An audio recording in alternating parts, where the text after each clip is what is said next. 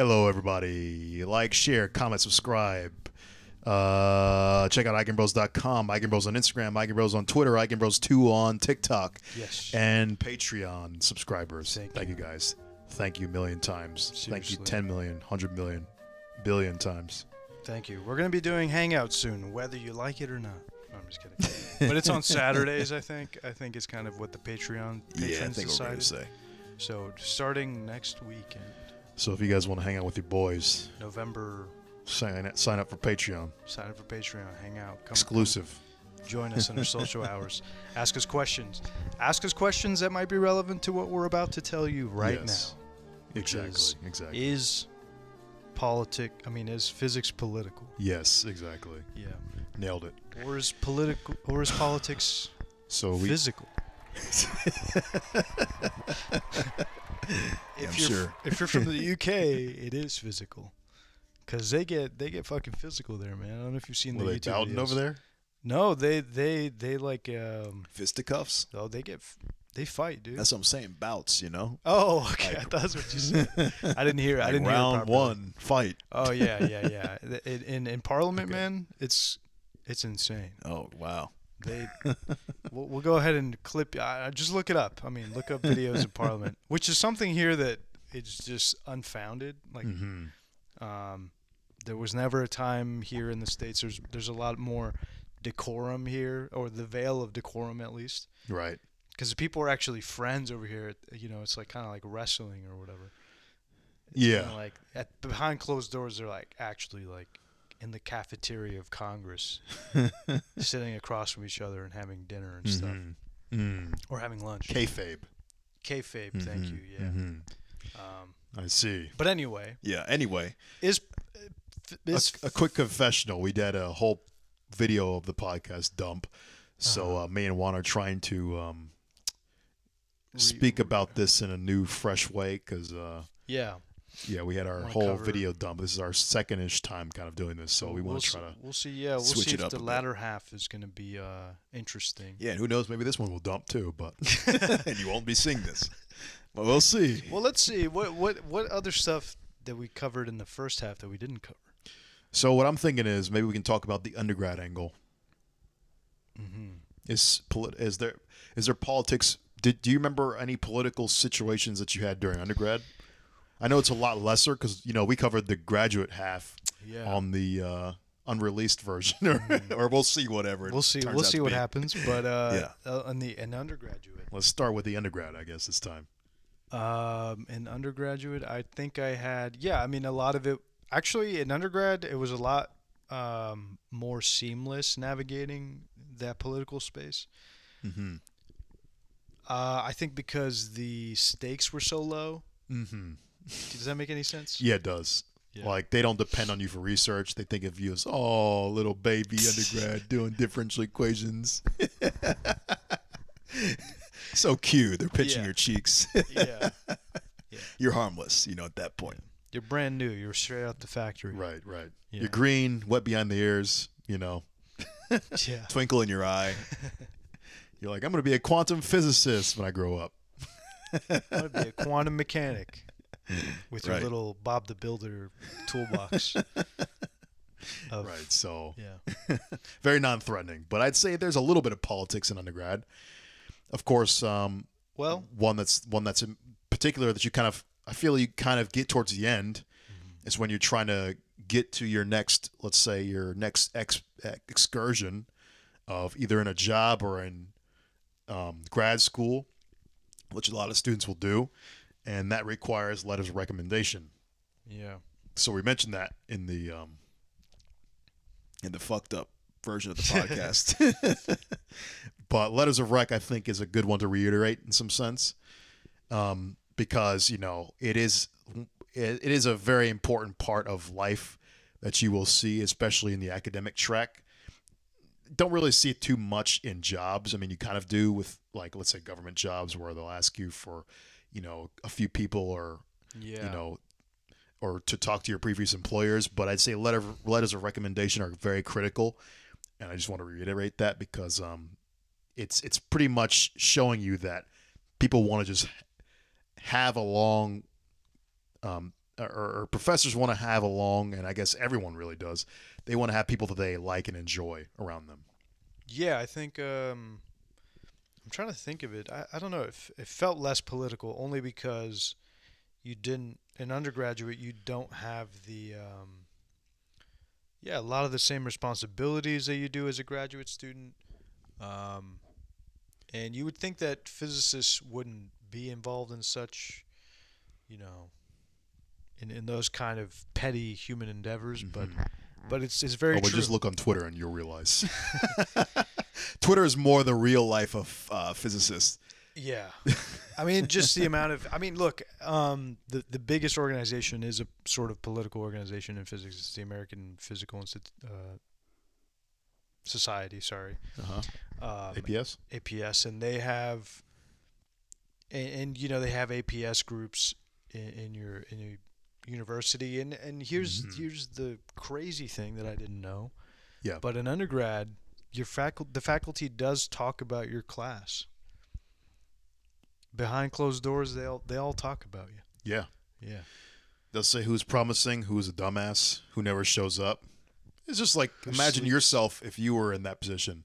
Yeah. You know? Well, that's the thing. I never imagined myself in that position. Right. You don't really, as an undergrad, you kind of think of professors as these like non-human entities. Yeah. They're like these, They're these beyond mortal beings that just don't have petty, normal, yeah. everyday personalities, but they when, do. When they come in the door, the classroom door, they just float in. They don't touch ground. Right. Yeah. And actually, some of them probably think that about themselves too. You quickly learn they are mere mortals like everyone else. Yeah. But they do talk about the students behind. Well, that's the one thing I didn't like, and that's how I knew it was political, because they talk about you behind your back. But that's But everybody. see, the thing is with me, I don't know. I would not, because I've been in the position of a professor in some way, and simulated Right. in some way, as a teaching assistant, but I could never really. I mean, there were some students that were kind of a problem, I guess, but none ever that I was just like. Are you talking about graduate or undergraduate? Like, what do you mean? Like, what are you thinking of right now? I'm thinking about assessing. Because I think the tier makes. I'm more assessing difference. undergraduates as a graduate student. I see. Yeah. And even in that limited role, I didn't grade students in that kind of like I didn't.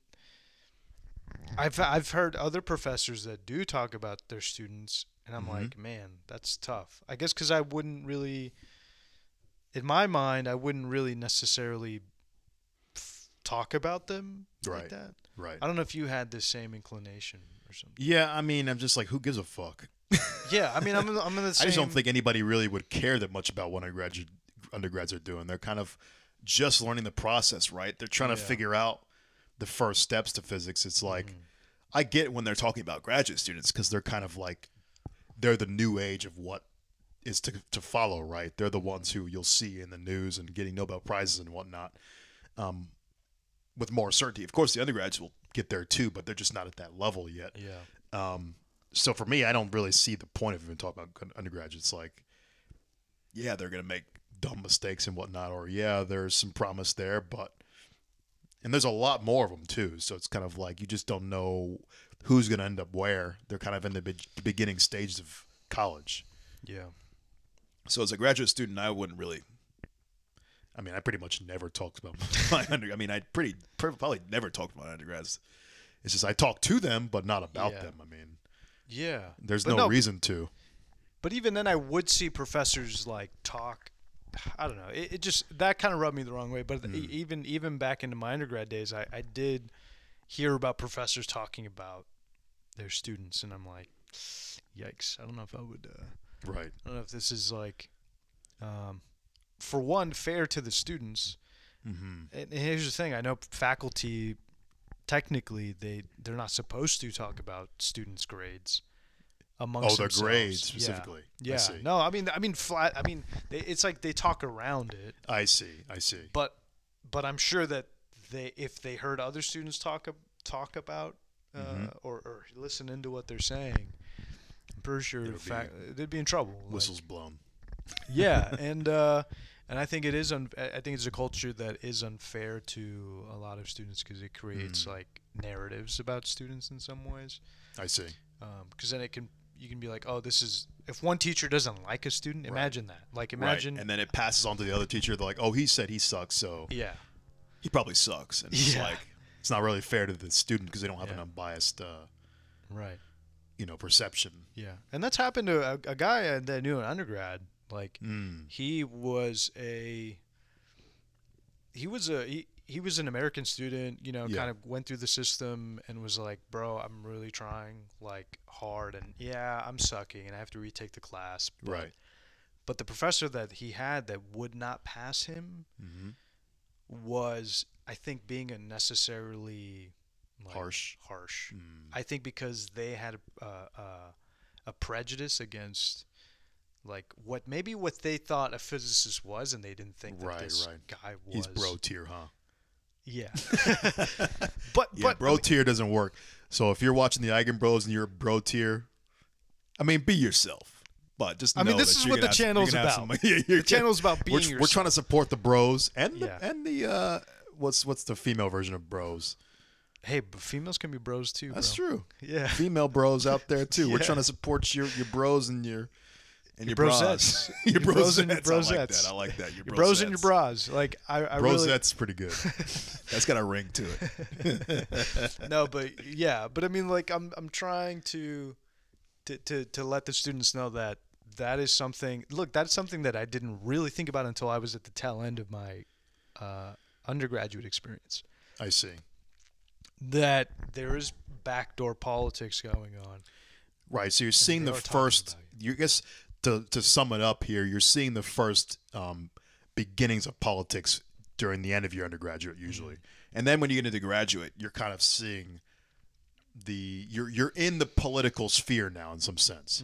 You're not quite there with the professors. The professors have some real shit, right? They're, saying "fuck you" on Twitter and your results suck, and you got guys like Nassim Taleb calling out your p-values and. It's real shit, right? That's like the real fucking mudslinging. But as a grad student, you're getting up there. They're seeing you up there in that light. So, and I guess the undergrad is kind of like it's the first beginnings of that. Yeah. So I guess did we want to talk about grad school again, or do we want to talk about professor politics maybe? Yeah, professor politics would be a good shit. Yeah, that's interesting because I don't even know if we're qualified to say that because, of course, me and Juan, full disclosure, me and Juan both are college dropouts. I mean, it's graduate school, but graduate school. We both. So Juan left after he got his master's. I left right before I was about to get my master's. So we both dropped out of grad school. So of course we both don't know the professor route as well, but we've seen it. We don't. The thing is, we know the hurdles you have to go through. I mean, professor politics looks like a bitch. Well, let's make it clear though. For you, it was like a breakup that was like you were like, I'm done with this relationship. Right. Yeah. I guess you could say it was an amicable breakup. For you? Yeah. Let's just say they I saw the writing on the wall. Yeah, like, but they wanted you. By they, I guess you could say that. Yeah. I guess you could say some people wanted me. I'm sure some other people were like, nah, good riddance, It's like if you have a divorce, like some of your kids want to stay with you, like, Daddy, I want to stay with you, but then some of the kids are like, no. Well, the person that matters the most, I think, wanted you. Was true. Like you should. They were gonna fight for the relationship. Yeah, that's true. Yeah. So the main one was rooting for me. But I was like, you know what? It's not for me. Yeah. So I would say it's an amicable breakup. For me, it was not an amicable breakup. Yeah. A little less amicable. I feel like you at least I feel like you handled it with grace though, where some other people could have, set the bridge alight. Oof. You didn't do that though. Oh, I didn't do that. No, I tried not to. I'm just Yeah. kidding. There Well, was no, no. I feel like you did, didn't you? Well, no. I'm saying like trying would imply that I had the motive of like. Oh, you had the, the gas can in desire. your head. Yeah, and I did not. Okay, I did not. I just was like the philosophy of the politics really was kind of getting to me. This is kind of why I just kind of was like, it's time to wash my hands of this and maybe try somewhere else. Who knows? Maybe we'll see what the future holds. But Juan's still soul searching. I'm still soul searching for the right one. We're both kind of soul We're- searching. Yeah, we're Except for there. me, graduate school's fucking out. There's no way in hell I'm going back. Unless I'm a rich man and I can just enjoy myself there. Yeah. There's no way I'm putting up with any bullshit Yeah. anymore. Yeah, but yeah. But let's talk about the professor stuff. Professors, yeah. So the professor route, I don't even know if this is a smart move because our audience is not professors, really. If you're actually a professor in our audience, please say something in the comments because that'd be fucking badass. Yeah. But yeah, I think the professors have they're in the real weeds, right? They're kind of in the real shit. That's the real thing because professors. Let's say once you get your PhD, right, and you're looking for an academia position, you can either go one of two routes, pretty much, right? You can go industry, you can go academia. Of course, you can do other things like go entrepreneurship, but I'm not counting that because that's like you don't even need a physics degree for that. But let's say you're going either academic. Yeah, it's being unemployed with a pinky up. Right. I'm an entrepreneur. I have an idea. Yeah. I'm broke, but I have an idea. Yeah, we're entrepreneurs. We make like what, $40 a month on the podcast. Yeah. Don't tell the IRS, but Yeah. I'm just kidding. You're gonna come take 20 of it. Little bastards. They're gonna come. Actually, they're like, actually, you need the money, so you should. Right. They're writing us a check. Never though. The government would fucking. No, yeah, Never. but anyway, no, yeah, but yeah. but the thing is, if you're a professor, yeah, I mean, Yeah. So the professors, they got to go through what? They go through the PhD, right? And you're like, finally, I'm done. no, But no, it's just it gets the beginning. worse. Yeah. In fact, it is literally just the beginning. It truly is for your academic career. Yeah. For the academics, I mean, you guys are fucked. You got to go through hurdle after hurdle because then once you get your PhD and you want to, let's say, get into a professorship, Yeah.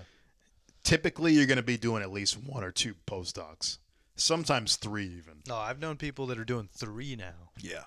3. Especially in this day and age, I would imagine. Do the average. The average postdoc is 2 to 3 years. 2 to 3?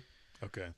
I was saying 1 to 2 to be generous. Worst case scenario, and I've known people that have done this. They're on the 3rd postdoc, so it's like almost another decade added to your. Yeah. So just imagine after you got your PhD and now you're waiting around for another decade just to get a professorship. So what a postdoc basically is just waiting around to see when a spot in the university opens up and when people feel good enough about you to where they believe you can do some research. So the postdoc is basically like you got to really prove your shit. And then once you get in the postdoc and let's say you've gone through the postdoc, you've done that for like 10 years or so. And I mean, postdocs have a lot of responsibility, right? I mean, the postdocs I've had in my lab, so of course, graduate students, we interact with postdocs a lot because they're kind of like our heads. It would be like I guess, say the hierarchy would be graduate student, postdoc, and then actual advisor or professor. And the postdocs, they know their shit and they know a lot of stuff. They're basically full-blown professors. And usually a lot of times they know way more shit than a professor because they're in the trenches, right, with us in some sense. Professors writing grants. And Right. funding and all that. So the postdoc is really like, they're probably the height of your intellectual career in some sense, I would say. And the postdocs basically have to be there all the time and doing a lot of work. I'm trying to figure out if they have it worse than the graduate students or not. I think they might, just because they have to do it for longer. Because the graduate students, at least, they get a taper off once they've went through hell their first year. I don't think the postdoc matches the hell of the first year physics graduate, but I think their hell is kind of like a lesser version, but it lasts longer time. Yeah. So I mean, you're not, you're still kind of in the trenches as a postdoc. Once you've gotten past your postdoc, let's say you get a professorship. Wow, you finally made it. Hold on, but let's not skip over this. Yeah. Go ahead. I'm sorry. Postdocs, I'm making my narrative. You're still at the mercy of the advisor. Imagine if you don't, because with most postdocs, you want to at least have at least one publication a year. Okay. While you're there, because you're at that point you're full blown like. Is it the number? Yeah, I've taught. Well, the postdocs that I talk to, they're like, They freak out because they're like, I haven't had a publication, and I'm supposed to be out of here. And that's in 2 your years. first author, not like ancillary shit Exactly, where yeah. you're just hopping on someone else's research. That doesn't count. Yeah, it's that like doesn't count. the publication we're talking about is you got to write that yourself, doing all the legwork, or most of the legwork, and It's on you're you. putting that out as your research. Mm-hmm. And the advisor or the professor that you work for is your colleague. It's not your. He's not the person writing for you. I have heard scenarios where professors kind of if they have a certain maybe brand or sort of say they control kind of they're sort of The the creative editor. process. Yeah, they control the creative process a little more. They're more of the editorial It's like they're kind. musicians. Yeah, but they're more editorializing. But for the most part, the postdocs kind of just publish their own stuff. Yeah. Like, Because at that point, the postdoc is like they're an individual entity in some sense. Yeah. Like they're producing research in the advisor's lab. Like they're equal to the advisor. The only reason the advisor's higher up is just because the advisor finally has a professor position and they have potentially tenure and whatnot. yeah, and they can pay the person to do the research that Right. they find. Right. They basically have the postdoc is the help Yeah. to really answer those research questions that are above graduate students, because graduate students have to focus on one piece of work essentially for 5 years. Right. So I mean, graduate students can do high quality work. I mean, there's been several graduate students that, do PhD or like Nobel Prize level work, So it's not saying the graduate students can't do that, but postdoc, it's just the expectations are higher. The professor sees you as an equal in some sense. But I guess after that, then once you've gone past the postdoc and let's say you get professorship. So once you become a professor, it's like, okay, now you're cooking with fire, If you're in a research institution, you might be able to have your lab or whatever. Not always, especially if you're a theorist, you may not get a lab at all because, you don't need it. But professors, they have their setup, and this is us speaking a little bit from ignorance because we don't know this at all, but just from what we've seen. So this is kind of an outsider's perspective looking in. And I have buddies of mine, close buddy who's a professor, so I kind of know the process a little bit. But once you get your lab and you get your office and all that stuff, you got to have students and everything, and then you've got to build up your teaching portfolio, your what would you say, your lesson plans and all that stuff. So you're kind of settling into actually becoming a professor by building up all of your lectures, your curriculum, all that stuff, your laboratory, the research instruments and things you'll use if you're an experimentalist. So it's like you're kind of getting comfortable now establishing yourself. But then the kind of thing everybody wants as a professor is, of course, tenure. So tenure is this thing that basically gives you kind of this immunity in some sense. It's like I kind of think of it like diplomatic immunity because it's like you can kind of go off your hinges, and if you have tenure, they can't really do anything about you. It's immunity basically from being fired. well, for your research, really. I mean, You can't be fucking like R-wording, graduate students or something insane. Which, I mean, it does happen. It does happen, and you do get fired. Yeah. So you're not. It's not giving you a free pass for that. But What? This is the research advisor being like, I can't. I thought I had immunity. I thought I could do whatever. I thought I could call. Goes down to tenure. Your Honor, my defense is I'm tenured. Anyway, Audience gasps. Right, but it's like tenure is basically to give you this opportunity to do interesting and weird, unconventional research. yeah, Because a lot of times when you're in academia, I don't really know this firsthand, but I'm assuming professors kind of feel like they can't really spread their wings because they're so under the eye of the institutions, and you don't want to get fired, so you kind of keep a conventional track. But once you get tenure, apparently it's like you're kind of free. You've made it in some sense. You're finally at the end of the finish line. So once you have tenure, you could basically do a lot of interesting, abnormal kind of research. What would you say? Pursuits. So that is kind of the full track, I would almost say, of a lifetime of an academic physicist in some sense. Yeah. Wouldn't you say? Yeah. Or am I leaving anything off? No, you're not. All right, so yes. Tenure. Yeah, tenure. So I guess the kind of the politics of tenure, of course, me and Juan don't know shit about that once again, but from what I've seen, it's kind of a tough process because, the shitty thing is they can actually deny you from tenure. So I've heard of that instance, and that's pretty brutal, I feel like. Oh, yeah. We know some. I know somebody that I thought was really cool. He knows if he's watching. Actually, I wouldn't put it past him if he's a fan of the show. Oh, yeah? Yeah. Close buddy of yours. Well, a professor that we know. Oh, really? Yeah, he would be. He's really cool. I think I'm not going to say his name. No. I'm not going to name drop him, but his name. I didn't think our show was good enough for a professor to watch.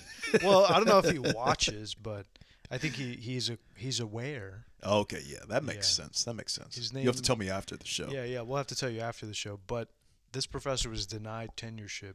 No way. He was really cool. He was a really cool. He's probably only like maybe 15 maybe years older than us. But, Okay. But even then, he's like, I'm like, man, why wouldn't you give this guy a professorship? He meets all the criteria. Like, he's a very understanding guy. Mm-hmm. He's a great faculty member. He's like a professor. I mean, I don't know his research too well. Yeah. I'm not in my field, so I can't. That really could say. be one of the reasons, right? Because the thing is, in a research tier institution, Mm-hmm. what they want you to do is to produce high quality research, right? It's like you got to check those boxes. I mean, I know it sucks, but this is the world you live in with institutions. It's like they want these checks of these boxes. So if you're not producing X amount of papers, getting X amount of citations or something, I don't even know if that's a criteria. Take that with a grain of salt. I mean, they probably have their own criteria, but yeah, I'm sure that's. I'm sure they do, but I mean, they need to be generating high quality research. Yeah, they need to check the box that you actually worked at the department for 10 years. That's what they call it, 10 years. No, I'm just But yeah, I mean, it's like they do have some boxes and stuff. Yeah. Me and Juan aren't aware. We're not privy to that information. But no, but I'm sure of it. I have heard through the grapevine how this person was. What were some of the criteria and why they were denied, and some of it had to do with not enough publications. That was one of them.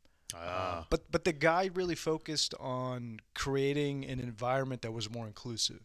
I see. Meaning to students that were more not conventional. Not typical. Yeah.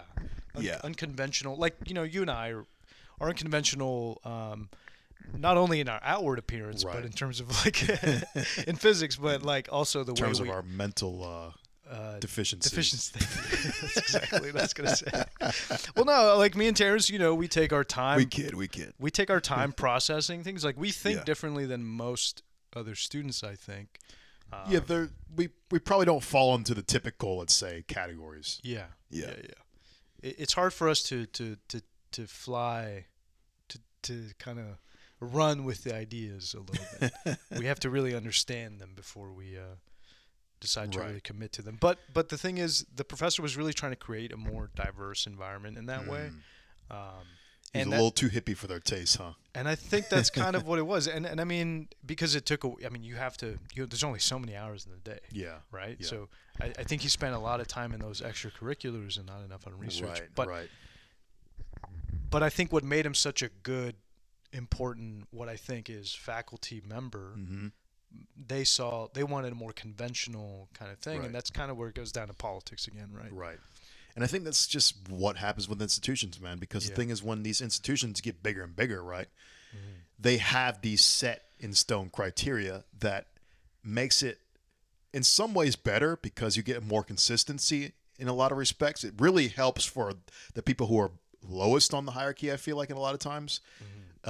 Well, maybe not even. I'm not. That's a bad statement. I'm going to scratch that completely. I mean, it just helps for things to be very predictable, which is good in an institutional world, and also, what'd you say, very reliable. But the thing is, there's a cost to that. Reliability and predictability means that when you have these edge case and strange, unusual, kind of mold breaking, maybe outstanding, quite literally right, outstanding type of individuals and people, they kind of get hammered down, and you don't have, or they even just don't even make it through these institutions. You literally have to be a Richard Feynman type of person if you don't fit the mold, right? You have to be that level of. It kind of sucks, but it's kind of true, right? It's talented, yeah.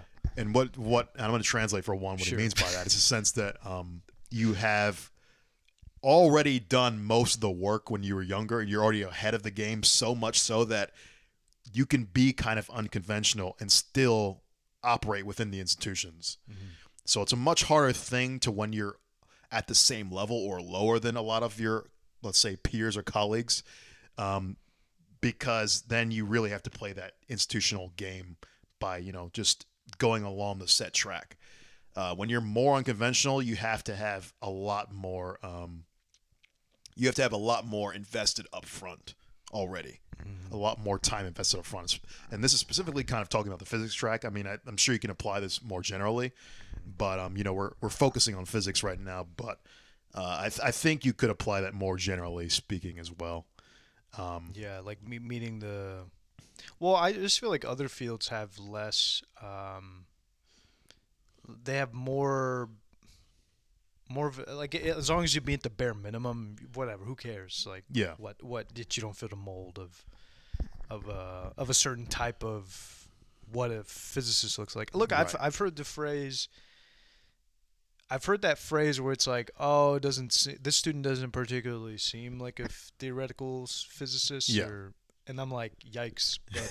But I get, right, like, what does that seem like? Yeah. I guess there's some legitimacy to that. I'll give them that a little bit, but. Well, I'm saying, like, in terms of, like, I know what they mean. Yeah. But it's like, also, like, who the fuck are you to say, right? It's like, just because they don't fit your box, it's like. And the thing is, you just don't know who has potential or not, right? Yeah. It's like other people have many different talents. And I think, honestly, anyone can be a physicist or whatever they want to be. It's just a matter of, like, to me, the number one thing is how passionate are you about it? If you got passion, you can get through almost anything. Yeah, it's like, you can. What's the quote? It's like, a man with a reason, or a man with a how can, or, yeah, a man with a why can bear almost any how. Mm-hmm. Right? Yeah. So it just means if you got passion, you can do it, guys. I mean, there is no physicist archetype. Literally everyone's a scientist. When you're a kid, everybody plays the why game, right? Mm-hmm. To me, that's what you got to be a physicist. Yeah. You got to have the grind set mentality. The grind set mentality. Oh, shit. We got Gary V1 over here. You got to have the Jocko, a picture of Jocko on your on your mantle. On your mantle. A mural of Hustle, Jocko. Drive. Just to push through all the BS. No, that would probably help, though. That would probably help. But in all seriousness, yeah, I mean, at the end of the day, it is surprising how much of it is kissing, kissing hands and, like Terence was saying, shaking babies, that kind of thing. Right. Or is it shaking hands and kissing babies? Yeah, sorry. That was supposed to be the joke. Okay. Come on. No, but it is a lot of that. There's a lot of sort of politics stuff of, like, making sure that, honestly, the faculty likes you. Yeah. Yeah. Yeah. In all levels, really. Like, mm-hmm. it's Unless, like we're saying, really the only asterisk is if you're like a Feynman type of person where you're just undeniable, Right. like undeniably talented. But we're gonna pretend like we're not gonna pretend. I mean, that's the outlier. So we're not even gonna like consider that really for this podcast. If you're like that, then you're pretty much squared away to do what you want in life, right? Yeah, I mean, like unless because I mean, people talk about the most famous people like Einstein. He was kind of like supposed to be this. Yeah, he was a scrub. Yeah, people. Einstein was a scrub. People would say that about him, but yeah, the guy that was way more like people who thought was a shit back in Einstein's day. Von Neumann. Von Neumann. Yeah, it's true. When he was when Einstein was a professor, nobody gave a fuck about him. They're like, who's this fucking crazy-haired bastard? Everybody cared about von Neumann, like he was the guy, right?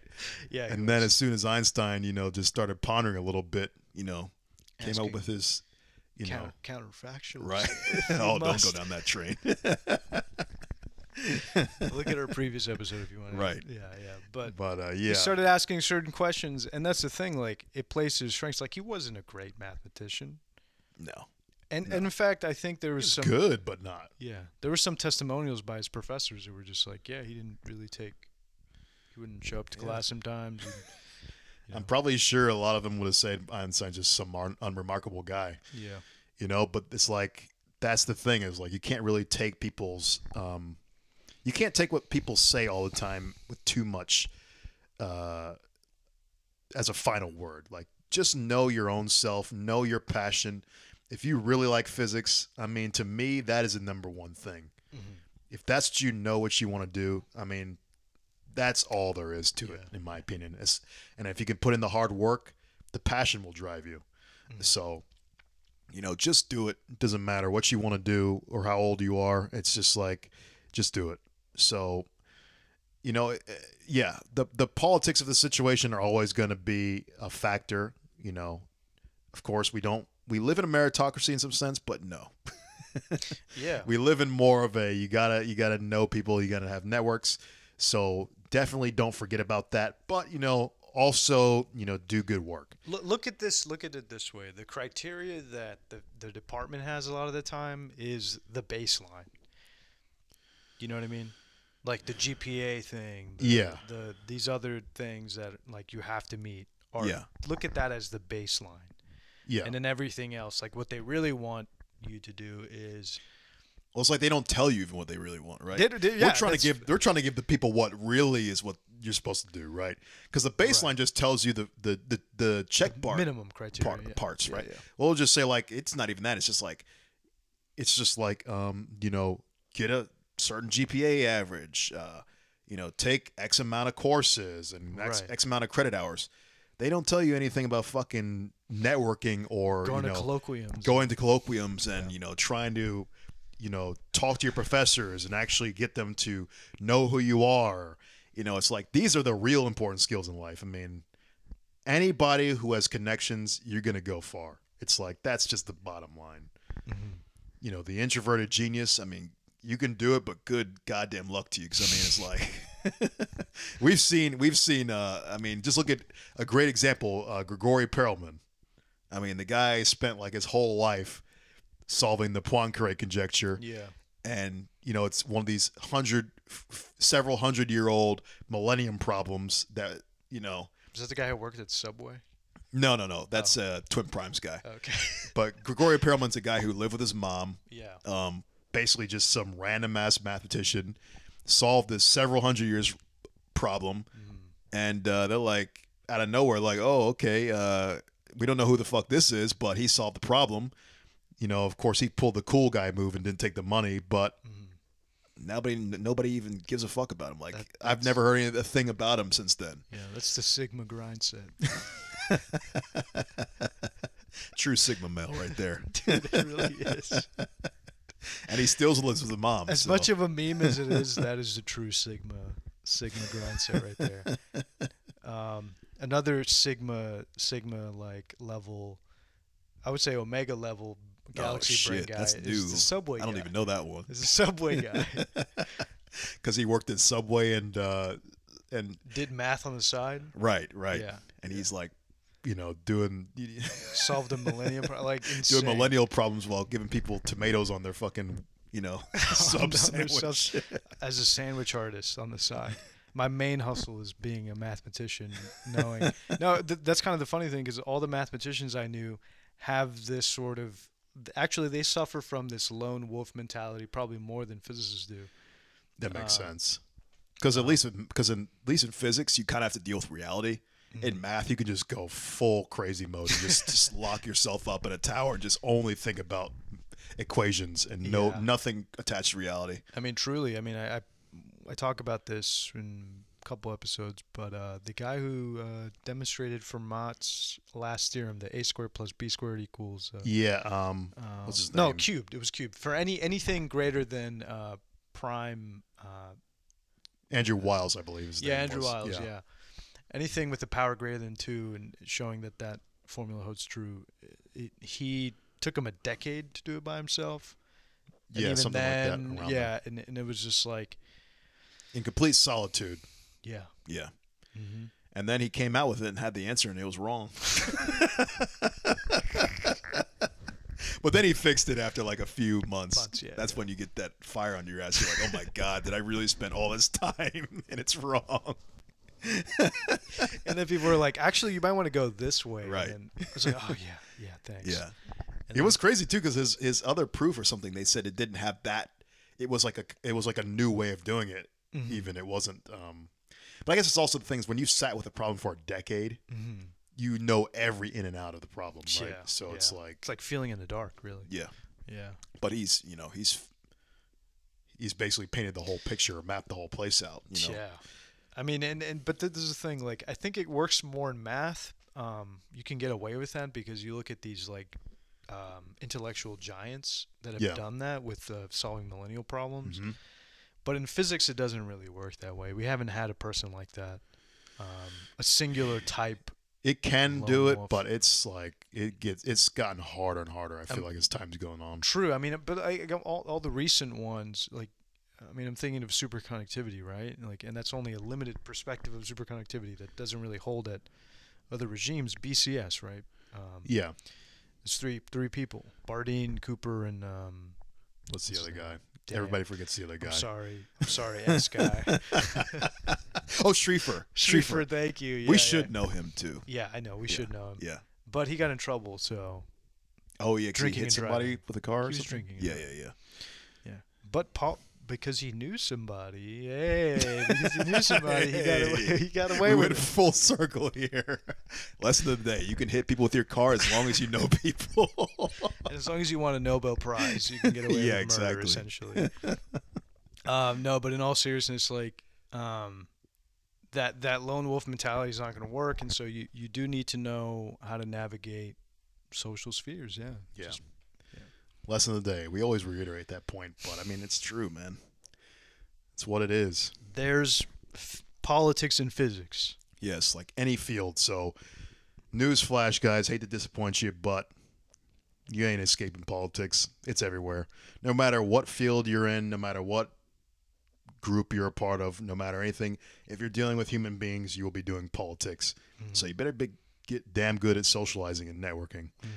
I mean, you don't have to be amazing at it, but just talk to people once in a while. Yeah, say hi. Yeah, that's all it really takes. Talk about the weather. I do. People love a nice, friendly person. Just I do it all the time. Yeah, I just man, can you believe how hot it is? I always go to the extremes. Oh, it's cold. Oh, I see. Just state facts. State facts about what is, and then people will be like, oh yeah.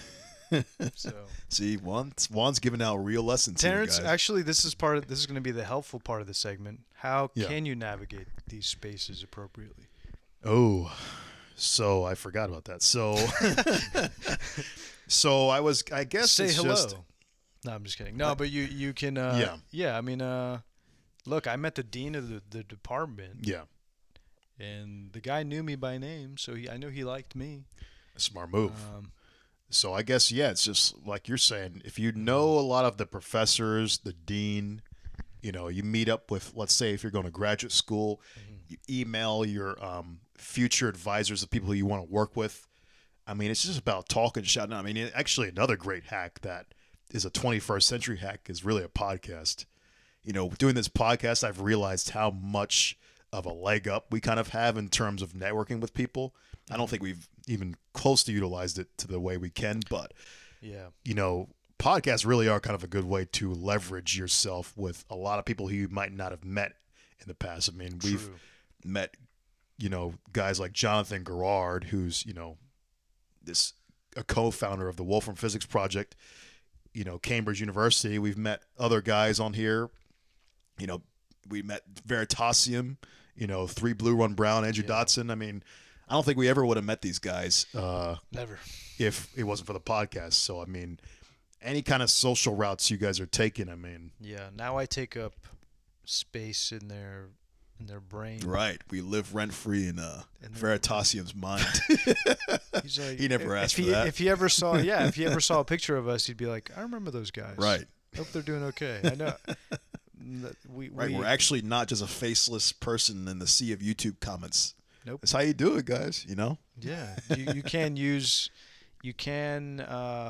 networking to benefit you. And in that way, I would say also, I've said this before, go to colloquiums, go to social events, try to embed yourself into the institution as much as you can. I did it in a certain way, but I think try to have it be more front facing, where the faculty sees you. Don't go out of your way and be the fucking annoying kid though, who's like has to ask 1,000 questions sitting in the front just for attention. Just be normal. Be normal. That's not helpful at all. Well, just don't get in your head, Right. It's easier said than done. I don't really know. I mean, the teachers can sometimes smell it on you. Yeah. Like, I knew a guy. They can smell the desperation, but some of them like that, Some of them do like the attention. But I have seen a student in our cohort. I'm not going to say his name, but he definitely vigorously tried rubbing elbows with the professors. I think I know who you've been talking about. Yeah. But like it was clear, and one professor was annoyed by it, but it worked on every other professor. Yeah, exactly. So it can work. Hey, and he made it. He made it past. He made it past their walls, past the barriers, the boundaries. Yeah. Right there, you go. Yeah. So it can work. It can work, but just don't be annoying, I guess, for your boy's sake. Yeah, I mean, do it. Try to do it the way Frank Sinatra said. What is that? You're gonna do it, but you make sure to do it your way. Yeah. Wise wisdom. Yeah. But yeah, I guess what other ways to navigate one? Those seem like pretty solid ones. I mean, of course you want to make friends with your colleagues, but that should be a given. Oh, well, here's things not to do. Oh. Probably the things not to do are bigger. The negation, list. yes. Yeah. Don't CC the whole department ever if you ever need anything. Don't CC, please. Like it's just gonna give you a bad rapport. It sounds like something that happened. Yeah, I mean, you just don't want people to know you in that way. Did you CC the whole department one? Don't reply all in the department emails. That's all I'm gonna say. No, I hope this email finds you well. Hi, hello to all. Don't ever do that. That's gonna. Right. It's like it's embarrassing being on the other side of it. Right. I don't even know why it's so bad, but yeah, I feel you. No, you just don't want to. It's kind of a faux pas. You don't really want to do it, but also get to know all the big the people who have, honestly, if you're in a grad school program, get to know every member of the graduate committee. They're the power holders in the whole thing. Like, really, when it comes down to the wire, and let's say you don't meet one of the criteria to stay in the program, they're going to be deciding your fate. Right. They're the final the final actors in that sense. Yeah. They're like the Illuminati, but the way they but way less cool. Yeah. They wish. They wish. No But, blood sacrifices or anything. No, fortunately for us. Well, maybe that's. Well, I'm not going to go there. But, We haven't. You're gonna say we haven't found out about the physics Illuminati yet. we haven't. What was the other thing? The other thing is don't. Oh yeah. If you're an undergrad, Oh, yeah. the people that you want to, I guess, really get close to, I would say pick 3 professors that you really like. Mm-hmm. Or Including even your advisor. your advisor, or you can also do postdocs. Most people don't really go that route. Yeah, that's true. But Because postdocs, I mean, are pretty much getting there, so it would help for sure. yeah, and I mean, because faculty letters, they're so, but make sure to have. You can also use postdocs as something that they don't really. Mhm. Most people. Please don't go to a graduate student or something. No. don't ask them for a letter. It's Because also graduate students are not real well versed in writing letters. and they're not professors. No. I had an undergrad ask me for a letter of recommendation, and I was like, buddy, You don't want this. you don't want any part of this. No, Like, he was cool and No. chill. I mean, look, I gave him a strong letter, because the Oh, you kid- wrote it? I wrote it. I wrote the Okay. letter, yeah. But it was, I'm just a grad student. I don't even know the process.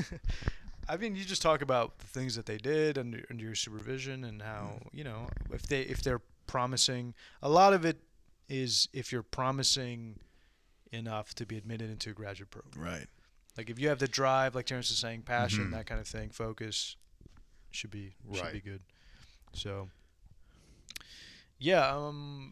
Did you have Any anything other- else come to mind? Or no? I was trying to think of some negatives, but I think we probably covered most of them. Don't. I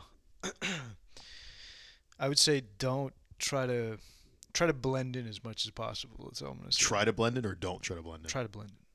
Oh, I don't know. I think I could probably negate that. You really? Yeah, because if you stand out, the people will notice you more. But you want to stand out in the right way, right? Yeah. Yeah. So, I don't know. I'm just saying, don't wear checkered pants. That could be kind of cool, though. The things, I guess, in physics departments, the things that people will find cute or interesting are like if you have ties or socks or something. Oh, right. But if you have if you wear a suit to the department every day or to class, I'm sorry, but that's just not going to cut it. You know what I mean? I mean, if the suit's in your heart, if you're a suit guy, just do it, I say be yourself, man. Come on, don't be telling people not to be themselves. I'm just saying there has to be a middle ground because professors will look at you a certain way. Maybe. Goes back. It to all politics. comes down to the personality of the person. I guess so. You can pull off the suit and you're cool, then you can pull it off. I mean, part of the show is being yourself. We're trying to create that. We're a image safe space for sure. for you guys, for all you normies doing physics. So, with that being said, I think that's good enough, think yeah? that's good. Yeah. Did we want to end on the Eigenbros, ask an Eigenbros question or what? Nah. This is. I think it's going to be too hard anyway. I'm really tired too. Yeah, I hear you. Well, anyway, folks, make sure you like, share, comment, subscribe, all that good stuff. If you haven't already, check out the website, eigenbros.com. Check out Eigenbros on Instagram, Eigenbros on Twitter, Eigenbros2 on TikTok. And, of course, patrons, guys, we love you.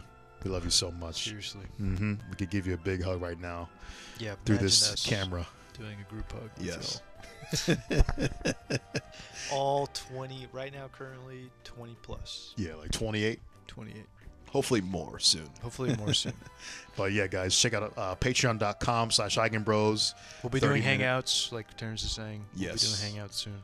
And then a 30-minute audio podcast as well, Discord access. You get the works. Yes, you do. And yeah, I think that's it. Yep, I think that's it, guys. See you later. See you later.